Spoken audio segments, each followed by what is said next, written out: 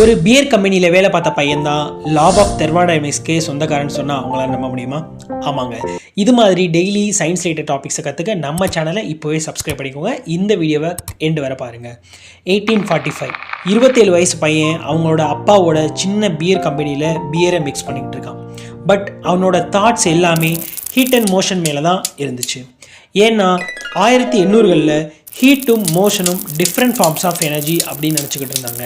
But James ஜூலுக்கு ரெண்டுமே different ஃபார்ம்ஸில் இருக்கே தவிர ரெண்டுமே சேம் அப்படின்னு நம்பினார்.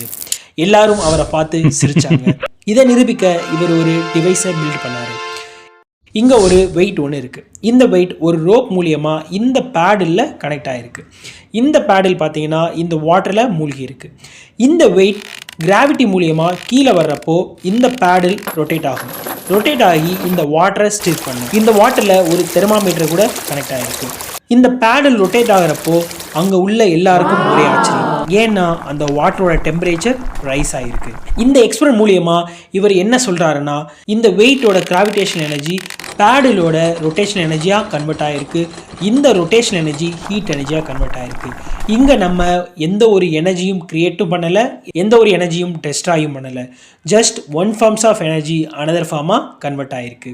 ஃபைனலாக இது மூலியமாக லா ஆஃப் எனர்ஜி கன்சர்வேஷனை இந்த வேர்ல்டுக்கு இன்ட்ரடியூஸ் பண்ணார். 1845 கண்டுபிடிச்ச இந்த லா இல்லாமல் 2025 ரன் ஆகிற இன்ஜினும் கிடையாது, எந்த ஒரு மெஷினும் கிடையாது. ஏன் சொல்லப்போனால் இந்த யூனிவர்ஸோட ஹார்ட் பீட்டே இந்த லா தான்னா பார்த்துக்கோங்களேன். இதனால தான் எனர்ஜியோட யூனிட் ஜூல் அப்படின்னு நம்ம சொல்கிறோம். Sometimes all it takes is one quiet mind and courage to ask where does the energy really goes. Thank you.